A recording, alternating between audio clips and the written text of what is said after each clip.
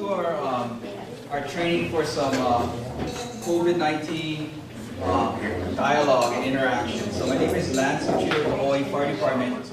We were tasked by the mayor to put together some education, training, and outreach for the entire community, businesses, private, government, you name it, right? So what we did is we created a multidisciplinary team built with Department of Health, our subject matter experts, the fire department, the mayor's office, civil defense, Hilo Medical Center. And from there, what we did is we thought about how we can deliver consistent messaging and information out to the community here through credible sources like CDC, Department of Health, etc., to establish calm in the community as well as assure that everybody takes this incident serious. And I'm sure you guys are all are, being that you guys are here today, right? With that, okay, I'm going to cover a couple slides and I'll turn it over to our subject matter expert. Okay, so you guys are here tonight, and correct me if I'm wrong, we're from either the care home provider group, CNAs, etc. Is that correct, pretty much? Okay, good. Okay, so you guys are a critical group that we identified as priority one. Okay, our most vulnerable population, as you guys know based on the data, is our kupuna, or our elderly. Right, and you guys all care for them, and that's why we started with screening, because that's something that you guys should be doing at your guys' facilities. How are you guys doing screening? How are you guys not doing screening yet? Okay, screening or not screening? Who's doing screening? Screening? Okay, so that's great already. Okay, so we're already winning this war.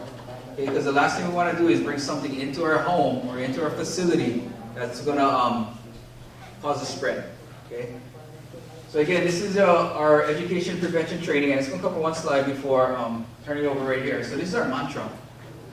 Is make no mistake, this is a community effort. It's going to take all of us, okay, to get through this incident, right? We're not going to count on government. We're not going to count on the federal government, the state, or the county and say, what you're going to do for me, it's going to be us over here is what we're going to do for ourselves and our community so that we can get through this. Okay? What we're going to talk about is getting informed. Okay, getting informed, staying informed with credible sources again, okay, and with that, it's going to help keep us safe. Okay, I'm going to turn it over to Yoshi to cover the next. Okay, so just to give you a background, the coronavirus all began back in December 2019. There was a cluster of pneumonia cases in a city called Wuhan, located in central China, the province called Wuhan. Yeah. So these people with pneumonia, they were associated with live animal market. Supposedly, Wuhan is very famous for animal market. So at that time, the pneumonia was caused by unknown virus. Later, we started calling it novel, new coronavirus. So what we know so far, this new virus, we're calling it COVID-19, coronavirus disease in 2019. So COVID-19, we know that it seems to be more contagious than seasonal flu, which is pretty prevalent right now. We are also having a flu season right now. But at the same time, it's not as contagious as something like smallpox. And in terms of severity of the disease, this can be either good or bad news depending on who we talk to. So 80% of people who are confirmed to have the disease report mild to moderate disease. So meaning that with this, between mild and moderate, they may not have to go to hospital. They could just stay home and then be recovered. Yeah. And the 20% reports severe or very critical symptom from having this disease. And these are the people who are most affected, and then obviously we are most concerned about. We're going to get to it, but elderlies and people with health condition fit in this category. And you might have heard from the news, from media, that there were cases of asymptomatic person who never got sick. we have heard from WHO. So WHO recently put out a report saying that people who actually claimed asymptomatic without symptom eventually later on ended up getting some sort of symptom. So true asymptomatic might be actually rare. That's as far as we know so far. And in terms of fatality or the date of death, WHO reports 3.8%. So, up to almost 4 persons out of 100 could end up dying. That so far it's being reported. And obviously 3.8 is pretty high. It is more deadly than seasonal flu. But at the same time, other coronaviruses like SARS and MERS, and then also another deadly virus like Ebola. So the COVID-19 is not as deadly as those that we know of. And then I want to go back to the 3.8% fatality rate. So this is as far as we know. Out of the cases that were reported to, in this case, China. So because a lot of people actually don't necessarily experience severe symptoms, we think there are a lot of underreported cases. So if we can actually add those unknown, unreported cases, the fatality rate actually might be a little bit lower. So again, this is something that I want to share, but we don't know for sure. So it could be lower in terms of the fatality rate that we know. So this is a report from WHO, World Health Organization, as well as our own Center for Disease Control and Prevention.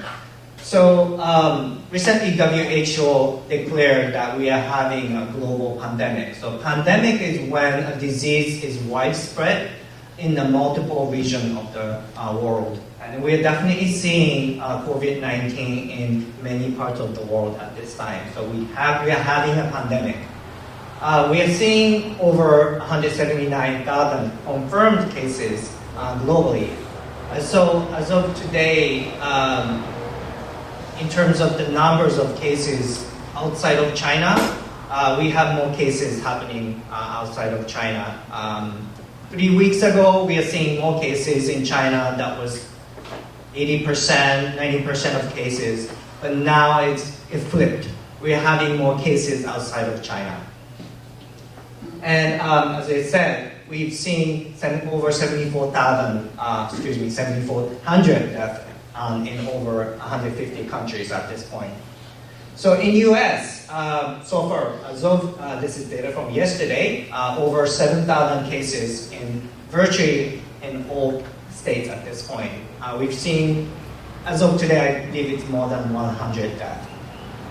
Initially, when we started seeing cases in the United States, we were only seeing travel-related cases, meaning that the cases that we were identifying in the US came from affected country with a risk.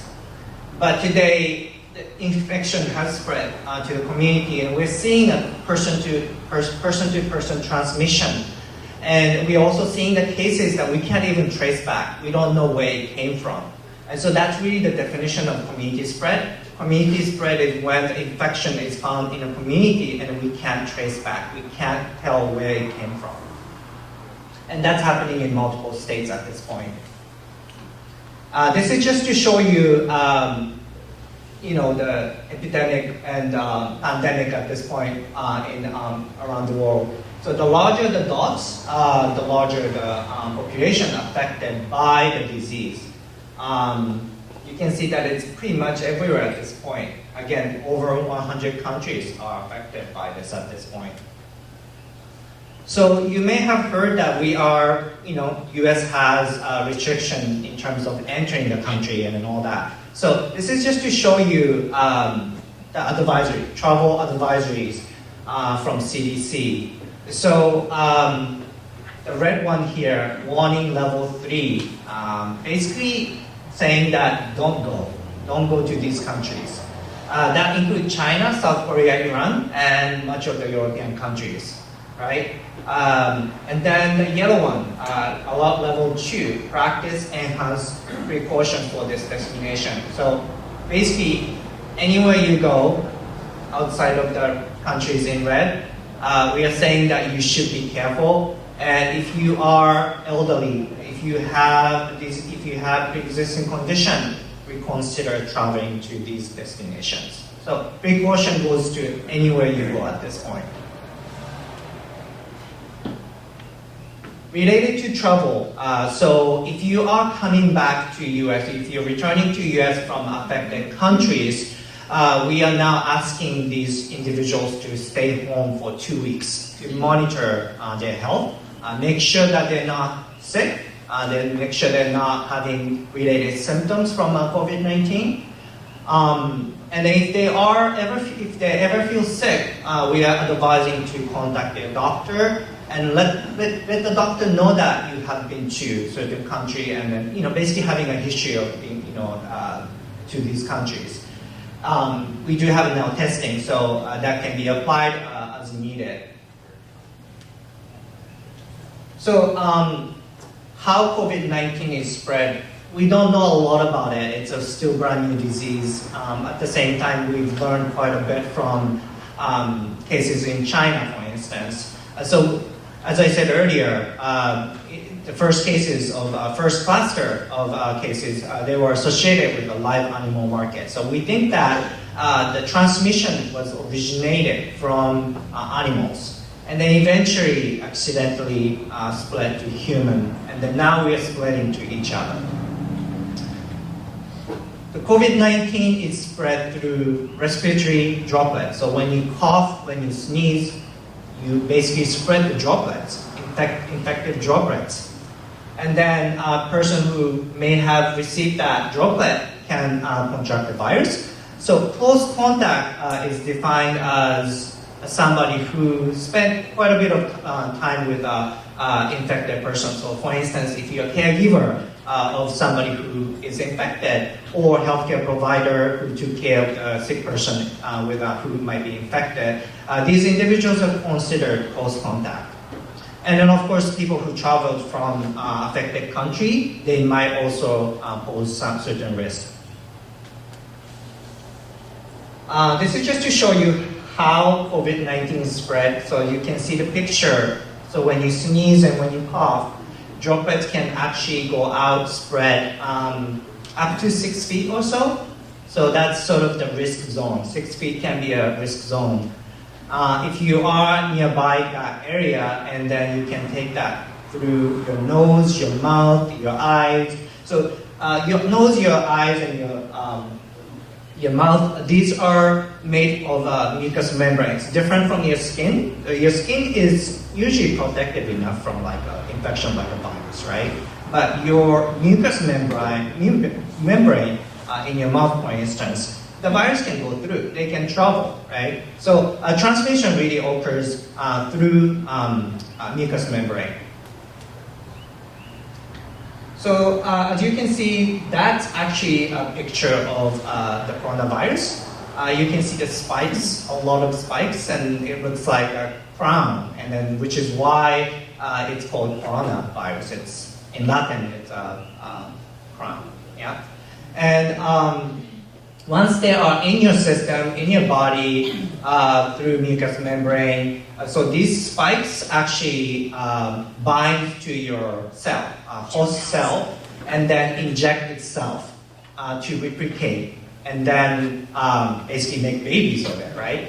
And eventually, the whole infected cell burst, and then spread more virus in your system, in your body. So when you're infected, often the sign of infection can be sore throat or dry cough. So you might feel irritation in your throat, for instance. But it sounds very familiar because those are the things exactly happens when you have a common cold, for instance.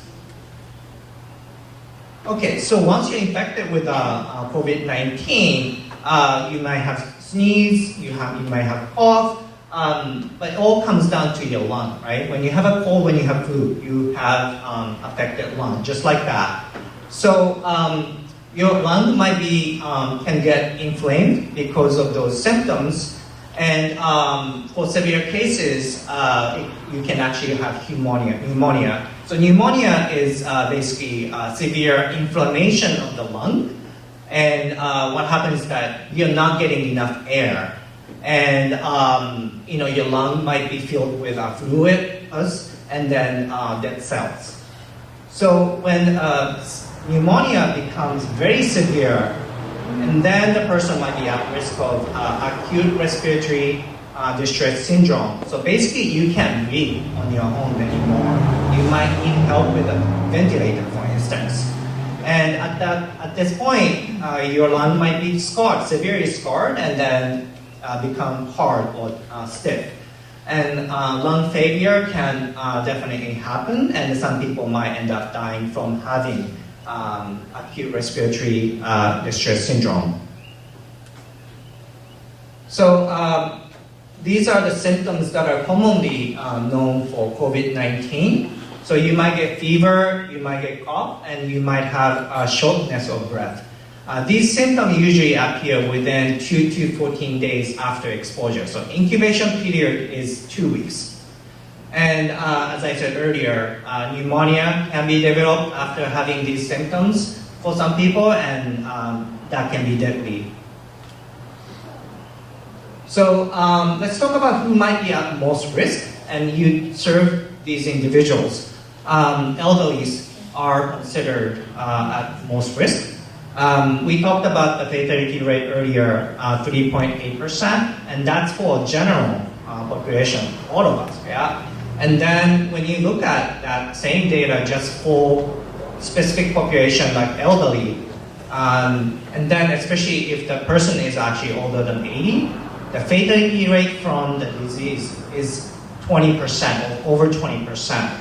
So again, elderlies are at much higher risk. So your risk goes higher as your age also increases.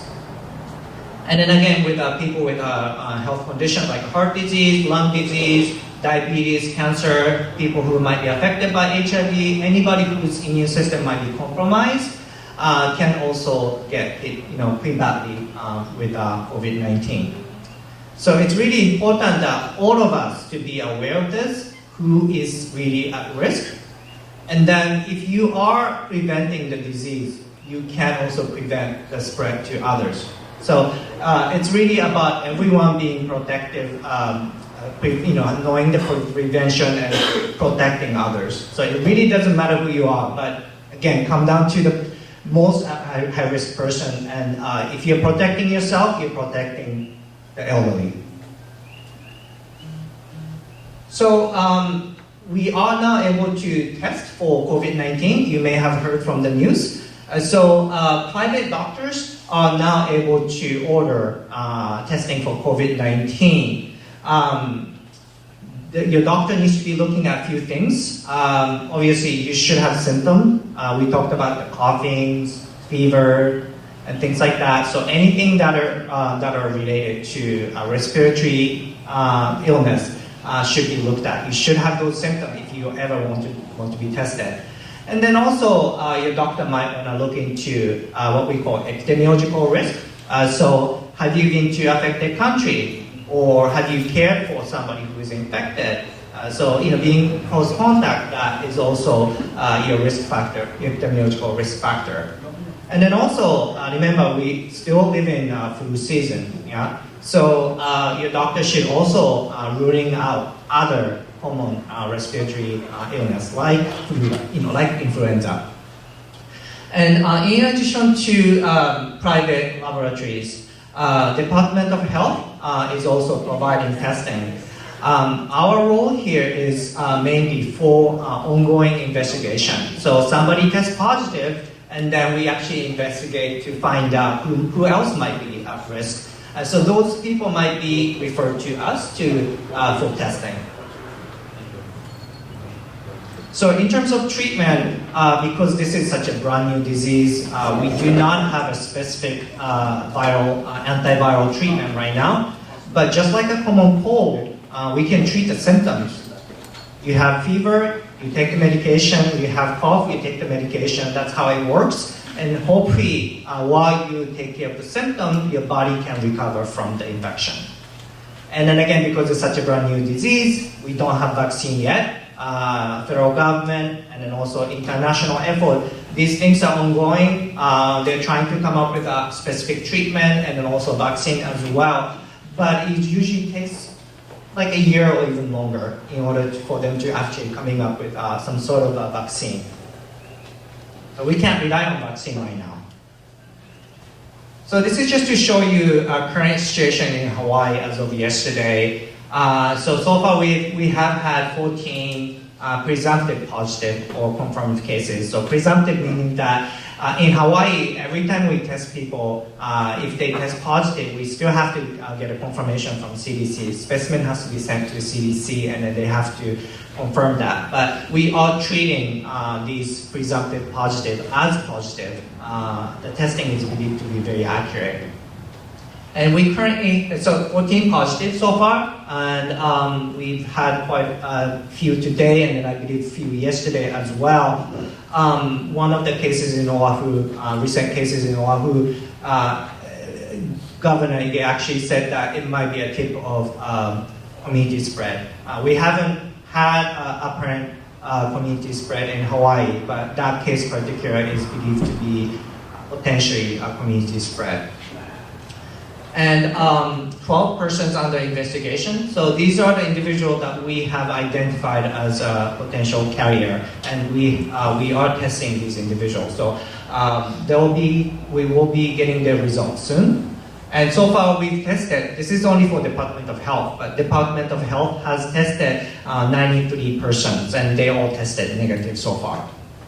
And 9 persons being monitored. What that means is that they are staying home just to be monitored, checking their health. After 2 weeks, they can just move on to their life. Remember I was talking about travel cases. If you come from affected country, you are asked to stay home. And just for your information, this changes every day. We are looking at the different numbers. Yesterday, we'll be looking at different number tomorrow.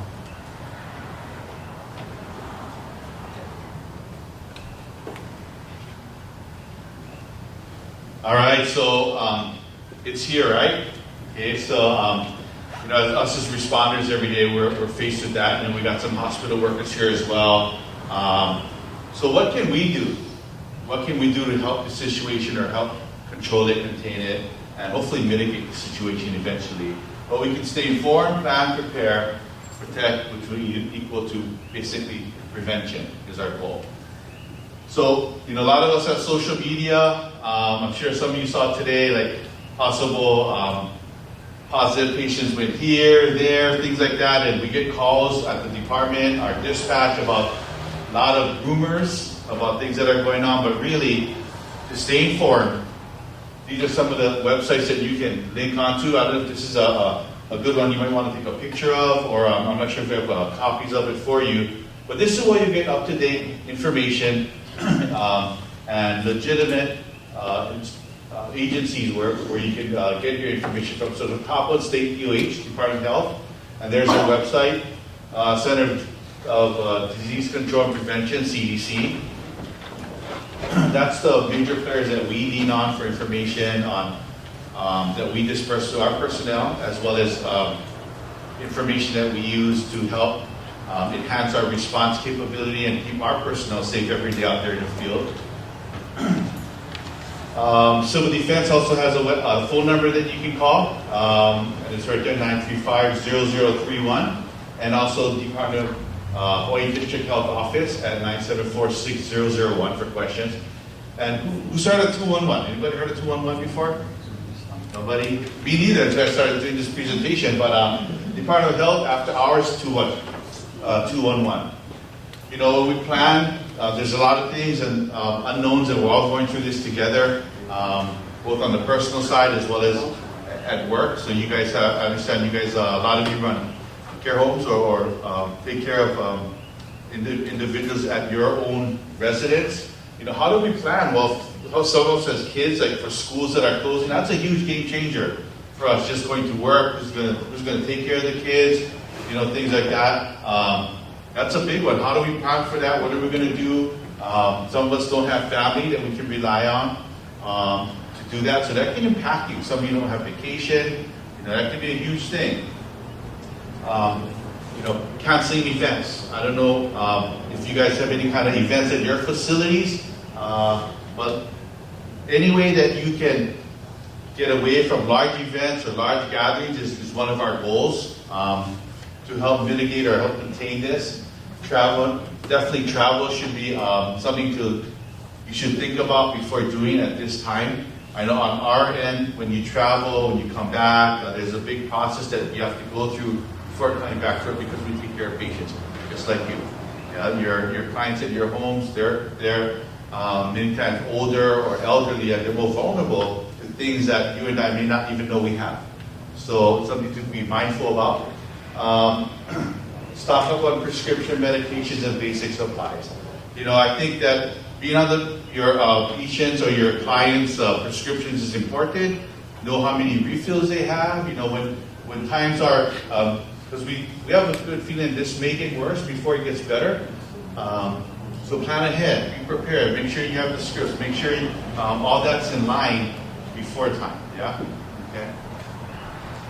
Basic supplies, we don't need to be hoarding all the toilet paper, all the canned goods and all things like that. So moderation and local style here. Okay, just take what you need, yeah? Because your neighbor, everybody will need a little bit.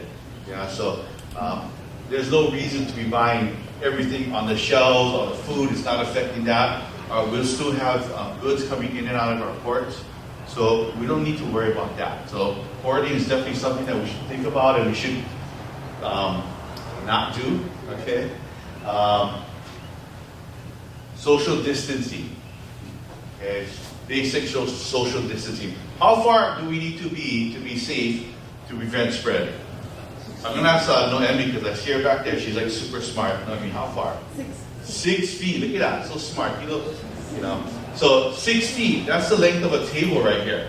Okay. So local style. That's not normal, right? Like, hey, if I'm talking to her, I'm not going to back up and talk far from all the way over here, right? Usually, especially like the recent event they got canceled, Mary Monarch, right? That was a big one. Hugging, kissing, handshakes, hugs. A lot of people in a smaller or confined space. That's a huge concern. Prolonged periods of time, that's a big concern. So social distance is something we can do, but it's not normal, especially local style. Something that is a culture change, something that we need to get used to doing. Limiting time spent around large gatherings.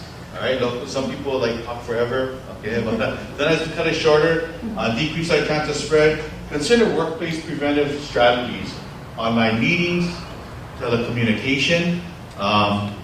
So if you run a business or at your work that you do for a living, your whatever profession you're in, think about the gatherings you have at work. It could be just a staff meeting that you have in the morning. Do we really all have to be there? Can we communicate in other means? Can we use video teleconference? Things like that. So it's a slight culture change. It's a slight change in the way we do things, but those little things will add up to big, hopefully better results at the end. Okay. Avoid unnecessary close contact with people, handshakes and kisses and hugs. We talked about that earlier. Screening policy. So there are some of you that came in this evening and I asked you the basic questions. Have you been sick, fever, cough, shortness of breath, contact, travel, things like that? And some of you said, I already screened. So that's great. So that means your workplaces are doing that. And maybe that's something that we need to think about on visitors coming to our homes, whether it's family or visitors or even ourselves coming home to the care home. Because we go out, we get germs, and we know wherever we go, we take something to that location, we leave something at that location, and we take something with us from that location as well. We learned that in crime scene preservation, by the way, but we know that happens. So we may bring home germs and introduce it to somebody who's medically fragile, or somebody who might be immune suppressed. There might be that cancer patient you're taking care of who gets chemotherapy, whatever medical conditions where they're not as healthy and can't fight off the bad germs as well as you and I. So it's something we can think about. How do we screen? Well, basic questions. And on the CDC website, we have a lot of information on that, and it's just general questions. It's not that difficult, and it doesn't take that long, and you can even take temperatures. Okay? So I think not only your workers or the people at your homes, but your visitors coming in and out. You know, we called all the extended care. Does anybody work at Hale'inui or extended care or Okutsu over here? No? You do Hale'inui. So we called them. All the extended cares across the island, and you guys are doing a great job. And they were all on the same page on what they were doing on your screen. Do you get screened at work when you go? Yep, definitely. No visitors. No visitors. Okay, so I think that's a great thing. No family member. No family members, unless it's a dire emergent situation where somebody might not survive this evening, kind of a thing. But the screening is there, and I think it's great. They're not even we even learned something from them. They don't let any vendors come in. Everything's dropped, the receiving docs checked in, and they don't let anybody into the building. So we started doing that at our warehouse too. So it's a UPS, and think about it, like a UPS or a FedEx worker goes, drop something in your house, and what did it make you do? Sign something, or you're gonna come in contact with many different people. So it's something that maybe we can avoid. So even at work, at the fire department, we changed our receiving protocol of our equipment and supplies. You know, simple questions like, are you sick? Hey, you're just sick, stay home. Simple, yeah? Be a team player. But what if that is your home? What if that care home is your home? Then what do you do? What's our contingency plans for that? Yeah? Do you have cough or congestions? Our general questions we ask, and of course, do we have fever? How do we protect ourselves? Wash your hands, basic stuff, 20 seconds, right? Happy birthday 2 times, and not just the front, but front, sides, on top, okay? 20 seconds. I coach baseball. I make my team do it before, during, and after practice, every day. I think that will help to decrease spread. Okay, it's amazing how simple hand washing can be super, super important. All right? That could save a life if you think about it. Avoid touching your face, eyes, nose, and mouth. And I didn't realize that you touch your face, 90 times, Chief? Chief Fuchida? 90 times. 90 times, it said. Average person touches their face about 90 times a day. That's pretty unreal. Okay. Avoid close contact with sick people. Okay. We know sometimes we might not have team players at work, but you know they're sick, and maybe that's something that we need to address. And hopefully they don't come sick now. Yeah? We're probably all guilty of that sometime in our life. Not feeling 100%, but we still go to work. Like build up my sick leave, yeah? Or whatever it is, so I can retire with 2 more years, whatever it is. Basically, stay home if you're ill. Cover your cough or sneeze with tissue, and throw that tissue away. And always clean and disinfect your work area or your office. You know, I was impressed that the care home, the extended care, they actually wrapped up their cleaning and did double. You have to clean once, they did twice a day during their shift, things like that. Clean and disinfect is what can we use? We know that that's a shortage and it's difficult for everybody to get. So when we clean and disinfect, we're going to hit areas that are frequently touched surfaces, such as tables, doorknobs, light switches, countertops, handles, desk phones, cell phones, keyboards. For me, I'm a germaphobe, and those who've worked with me before, I even do my keys, my cell phone, my steering wheel. It's just about everything that we touch, especially high-touch areas where many people come in contact with. Okay. Most common EPA registered household disinfectants will work if we can get it, and please follow the directions as listed on the bottom. Options, if you don't have that or you can't get it, you can make your own. So diluting your household bleach is one. So we have household bleach right here. Anybody making their own mixes at home? Yeah, so I see some heads nodding yes. And for me, I don't, we try to keep it simple and like, hey, what can we put up here as an example where I would understand? Yeah, so I can understand 5 tablespoons in 1 gallon of water. I can understand that. Okay, so water, 1 gallon, 5 tablespoons. Okay, all right? I can understand that. That'll something simple. But we do recommend, if I do put bleach in here, please label this very well, so when the kids don't think it's just like cold water in the refrigerator and they drink it, okay, then yeah, you should be calling 911. That's an emergency, okay? Musty congestion, all right? So 1 gallon water, or 4 teaspoons of bleach per quart. So 4 teaspoons to roughly 1 quart filled up to the top.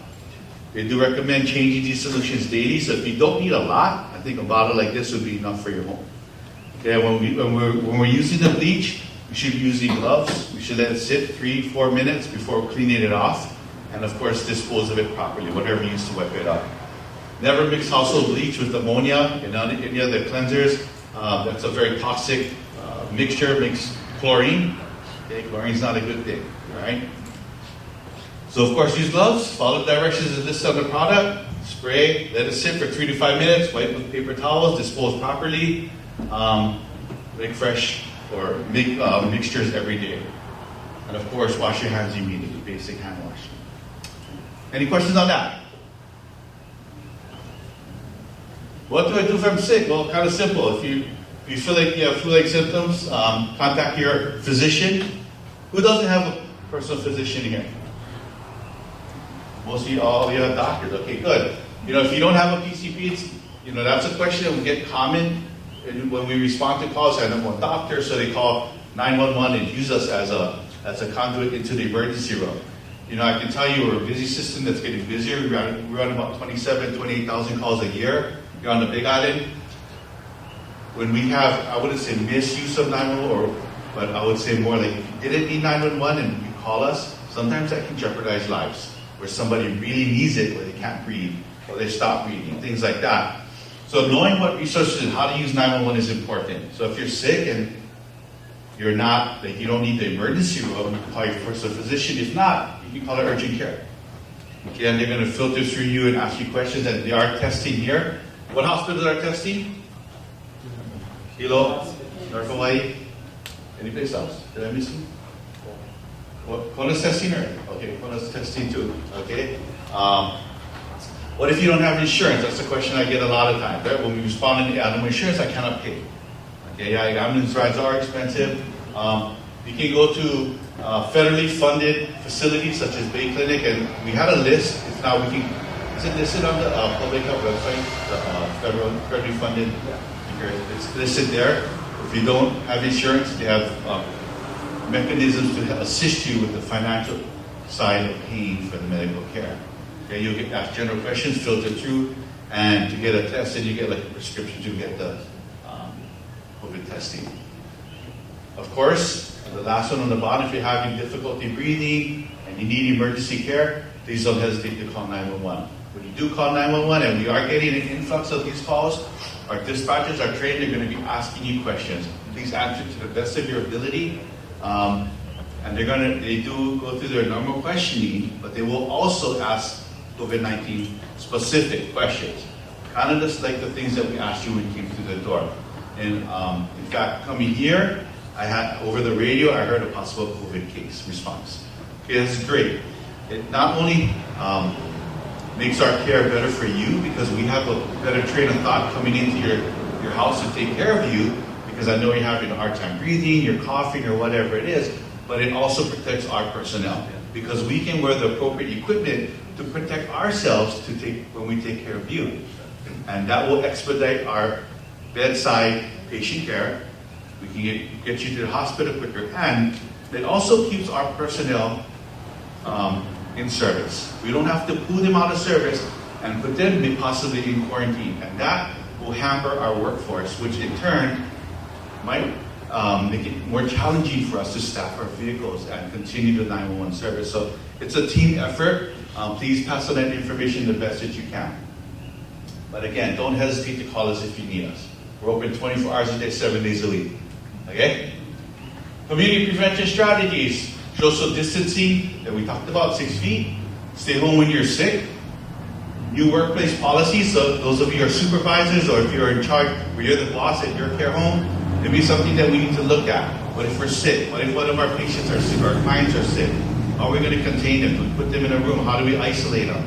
What if we're sick? What if the whole family is sick? How do we take care of our clients? Things like that. Do we have to screen ourselves? Where are we going to put the kids? Stuff like that.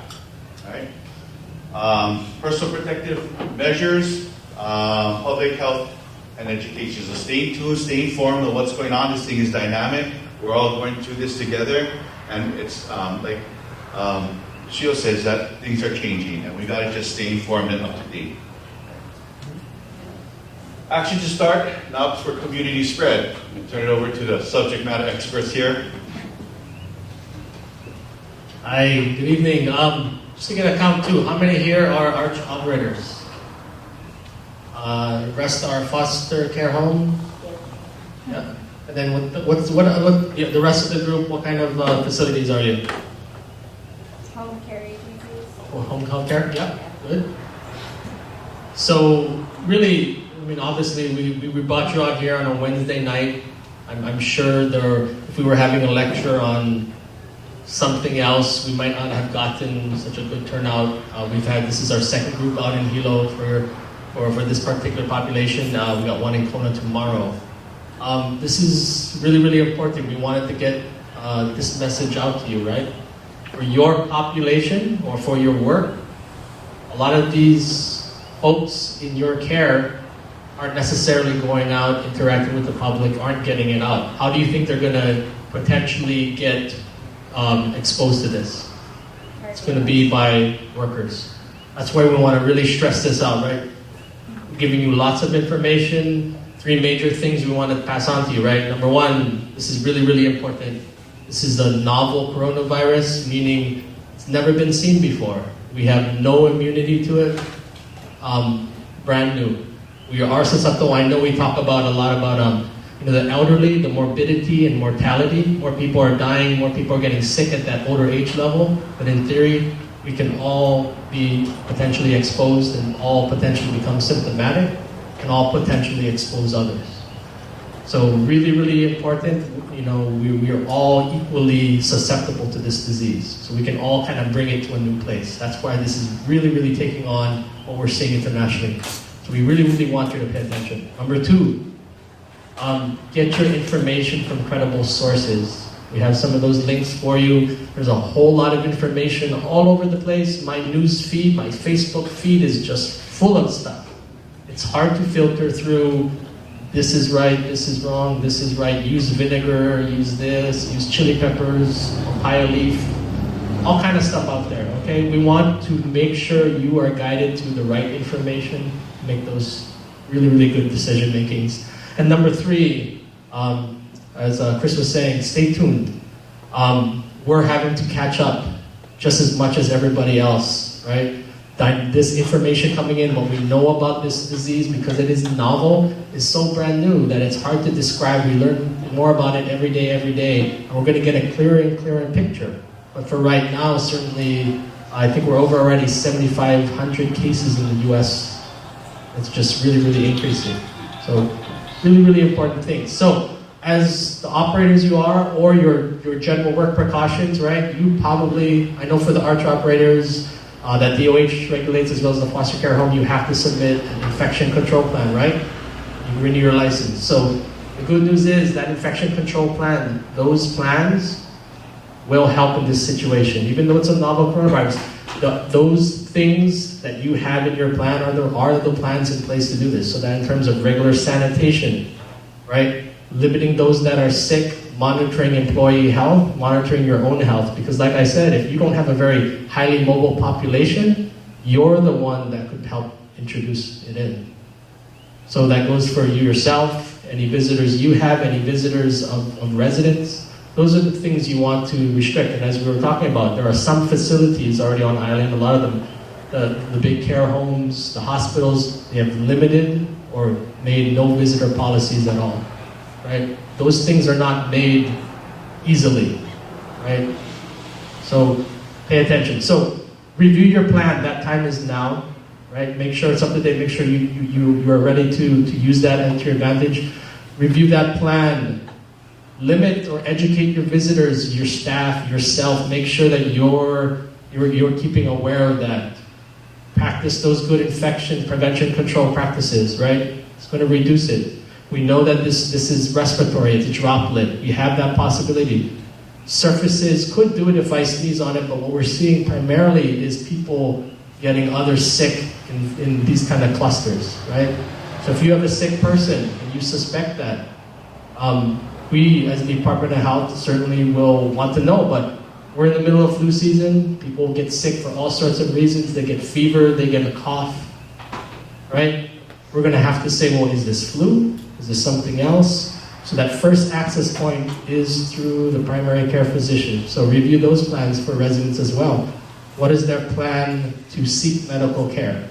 And call ahead, right? We don't want you to just show up at the doctor's office. Call ahead and say, well, I've been viewing, you guys know your residents first. Say, I've been seeing this person. Their health is not quite the same. I suspect something. Try to do that over the phone so you don't even have to go into the doctor's office. As of this Tuesday, when it started at Hilo Medical Center.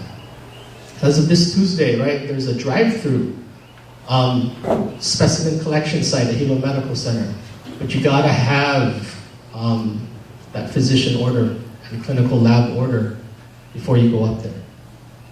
So the access point is through the physician. If it meets that testing, that can be done at that site as well. So think about those things. Think about your plan, how you would operationalize that if there was that to be tested. And this is someone that has mild enough symptoms. If someone is really, really sick and it's a medical emergency, obviously you guys know what to do, right? You have plans already for that. And you might be calling these guys to go out. And of course, if you did call, you want to give them information, right? Like what could be happening with this person, so they're responding properly as well. So yeah, we talked about visitors. You guys know your residents best. You know your patients best. Monitor their health. You will be that access point for any introduction to their home too.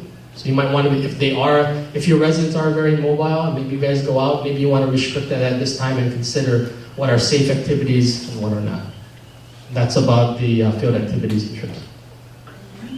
So, we're certainly, what we're experiencing right now, we don't see any direct evidence epidemiologically that there is community transmission happening on this island.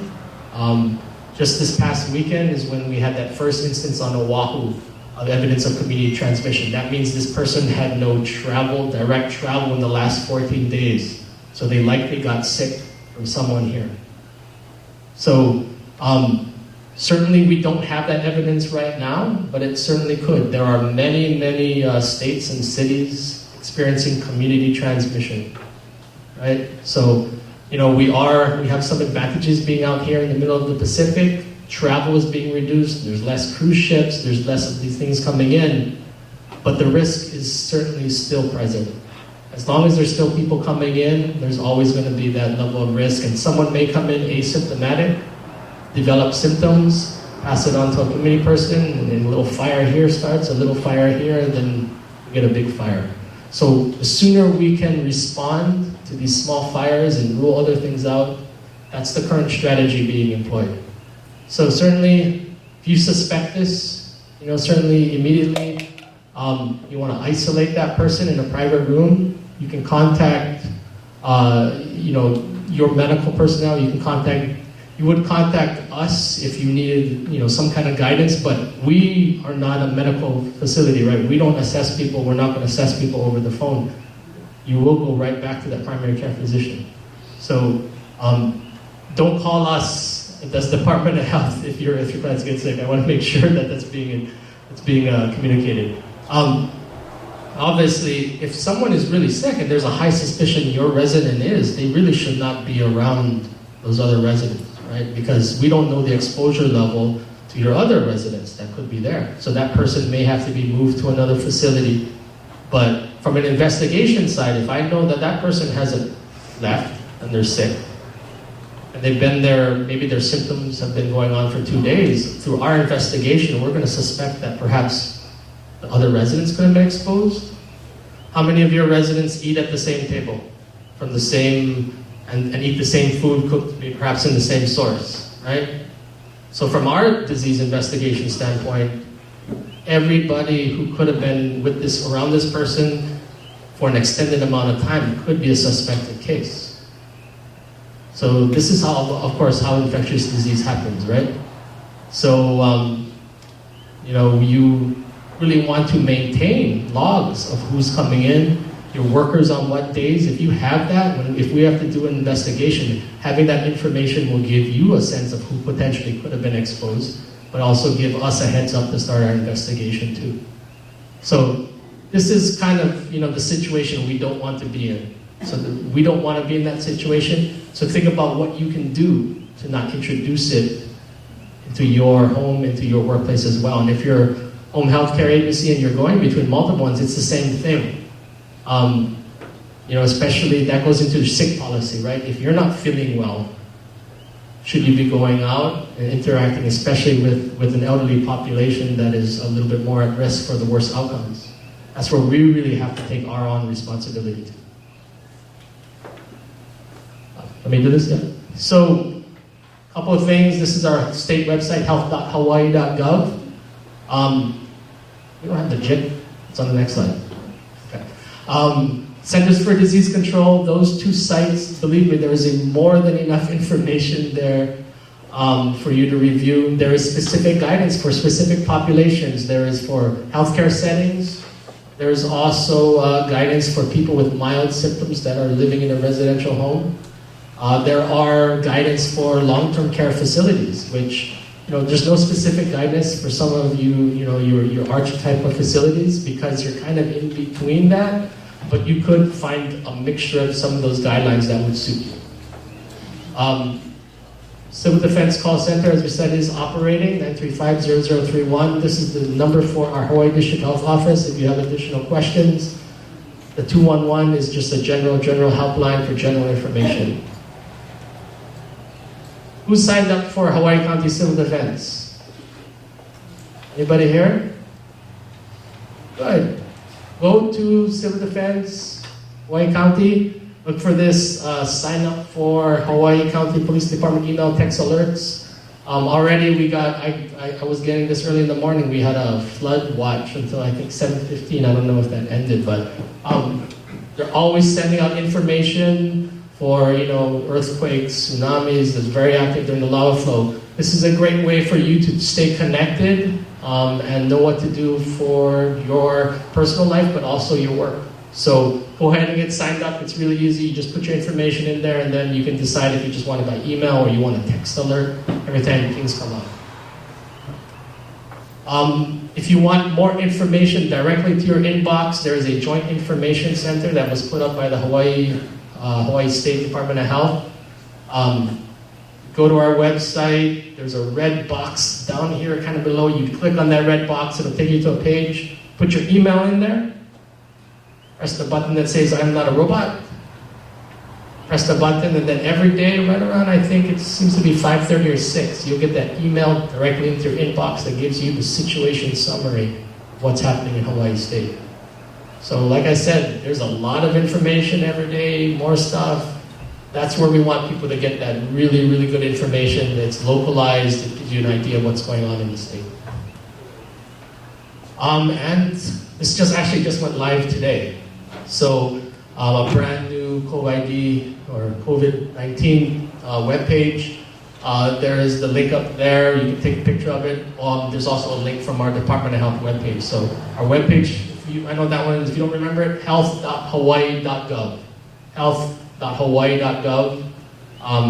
There will be a link to this. So a whole lot of resources here. Like I said, we have a lot of reading, a lot of information, and it depends on how deep you want to go.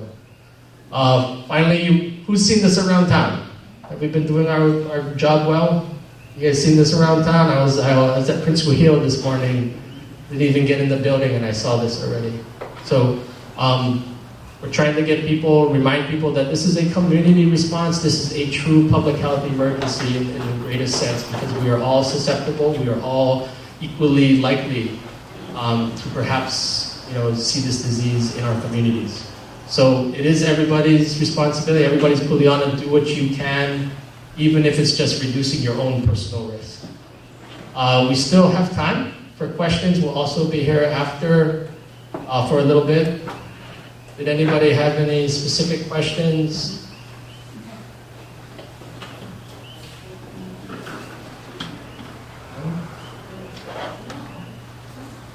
Anything else from outreach team? Thank you guys for coming. Yes, thank you for coming, and please take this information, share it within your network as well. When you find stuff, send it out to your network. Everybody can help us get the word out. Thank you very much.